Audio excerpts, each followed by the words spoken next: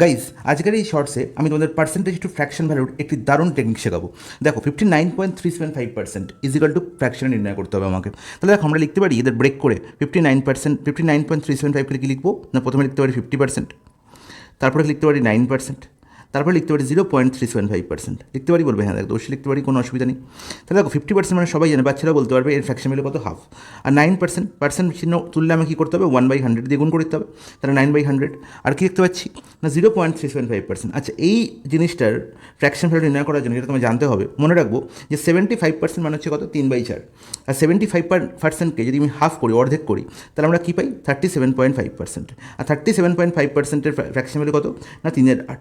আচ্ছা, এখানে দেখো 37.5 কিন্তু নেই, এখানে আছে কি না, এখানে আছে 0.375। তার মানে কি দশমিক শিফট করেছে দু ঘর এদিকে, দিয়ে হয়েছে 0.375। তাহলে এখানে কী হবে, নিচে এক দুটো শূন্য দিয়ে কী হবে, জাস্ট গুণ হয়ে যাবে, মানে 100 দিয়ে নিচে ঘরকে গুণ হয়ে যাবে, তার মানে 3/800 হয়ে যাবে আমার কি এর ফ্র্যাকশন ভ্যালু। ব্যাস, ফ্র্যাকশন ভ্যালু পেয়ে গেলাম, গল্প শেষ। এবার লিখে দেবে এখানে, তাহলে আলটিমেট 0.375%-এর ফ্র্যাকশন ভ্যালু কত না, 3/800। ব্যাস, আর তো কিছু নেই, ওই যোগ করে দাও। 800 কী হচ্ছে এলসিএম, ওপরে কী থাকছে এখানে 400, এখানে দেখতে পাচ্ছি 72, এখানে দেখতে পাচ্ছি 3, তার মানে 475/800।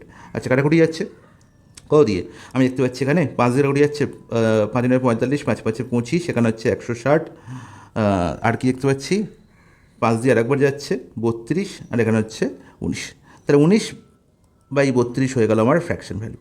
অসাধারণ একটি টেকনিক। এবার এই টেকনিকটি আমি কেন শিখলাম, কেন আমি ফ্র্যাকশন ভ্যালু করতে শিখলাম, তার জন্য তোমায় দেখতে হবে এই প্রশ্নটি। দেখো এখানে 59.375% আছে, এই প্রশ্নটি রিসেন্ট 2024 টিয়ার 1 এক্সামে এসছে, সিজিএল টিয়ার 1 এক্সামে, এবং সেখানে এই পার্সেন্টেজটি ফ্র্যাকশন ভ্যালু নির্ণয় করতে না পারলে কিন্তু এই প্রশ্নটি সলভ করতে অনেক প্রবলেমের সম্মুখীন হতে হবে।